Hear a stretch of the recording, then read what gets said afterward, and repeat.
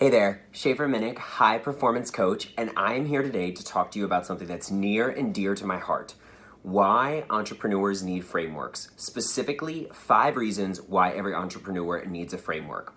These are lessons that I learned the hard way because I failed at my first several entrepreneurial endeavors because I thought I could just work the hardest, or that I was smarter than most, or I had a great idea that nobody else had. And at the end of the day, that's just not enough to sustain you. So let's jump right in. Reason number 1 why entrepreneurs need a framework is that the field is crowded and everybody is hungry, right? Everybody is looking for that next great idea, that thing that's gonna really set them apart. So many people want what they think is this great entrepreneurial lifestyle where you can set your own hours and you can be your own boss and you can do all of that.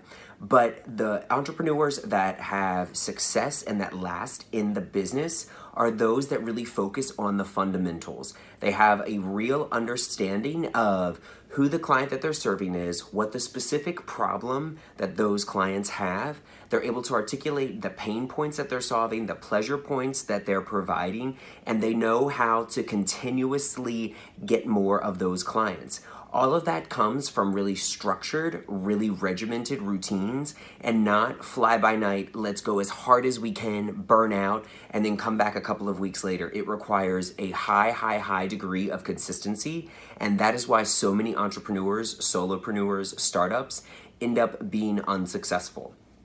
Number 2, there are so many ups and downs when you're first starting, okay? You can get a meeting with an amazing investor one day, and then the next day you could lose 3 of your biggest clients. It's happened to me. I've seen it happen to so many of my friends who are entrepreneurs, okay?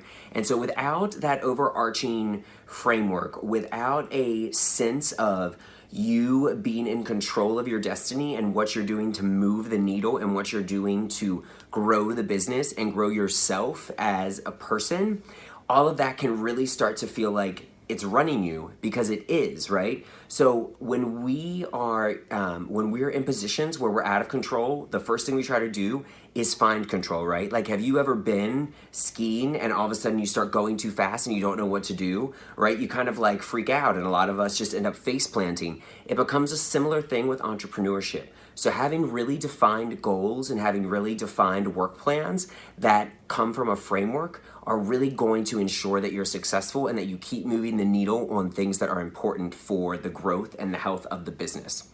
Reason number 3 why entrepreneurs need a framework is that everything feels like a priority, right?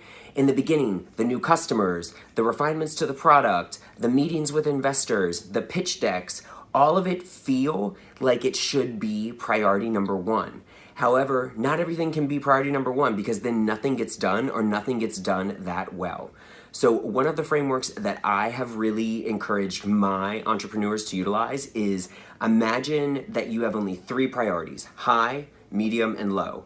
Things that are high, I want you to equate with air, right? We cannot last more than a minute without having oxygen, okay? So that's a high priority thing. What is crucial for the business to last, all right? Things like money. If you run out of runway, if you're not generating sales, if you don't have any revenue coming in, you're completely dead, okay? Next thing we're looking at is medium priorities. I want you to think of that as water, right?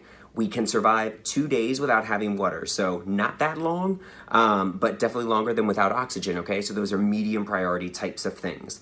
And then low priority, I want you to think about as food, right? People claim we can last up to 2 weeks without food. I don't know that I could do it, but that's what the scientists tell me. So that's the framework that I encourage my entrepreneurs to utilize to help them really make simple prioritizations out of things that feel really complex and overwhelming, so they stay in the driver's seat.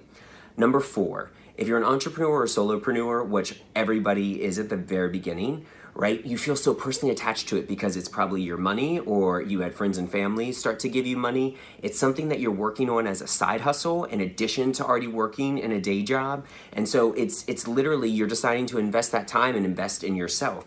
So it feels very personal. That's why leadership coaching, that's why any type of high performance coaching is something I so recommend to any entrepreneurs that are starting out, because just by embracing entrepreneurship, you are doing so much amazing creative phenomenal work, and entrepreneurs beat themselves up. They're really hard on themselves with that. And so having a coach that can help you really disassociate from all of the things going on in the business and separate and say what you're doing as a person is different than what you're doing launching this business, and it's not a reflection on you or your character.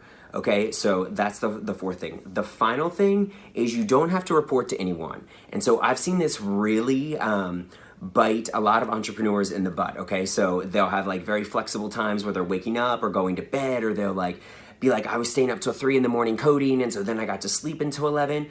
But the problem with that is that then you just feel really ungrounded, okay? And so if you're already in a position where you're creating a new company, you're literally going into uncharted territory. By its nature, you're creating something brand new, and you're not following any type of schedule. You're not looking to meet any kind of milestones. Then you really start to feel like, why am I doing this? Like you get really overwhelmed, is what I see a lot, because there's not, if you're in a big company, things are, by nature, you have different divisions, you have people that are doing different pieces of work, you have some of those natural forces of conflict that are forcing people to make trade-off decisions.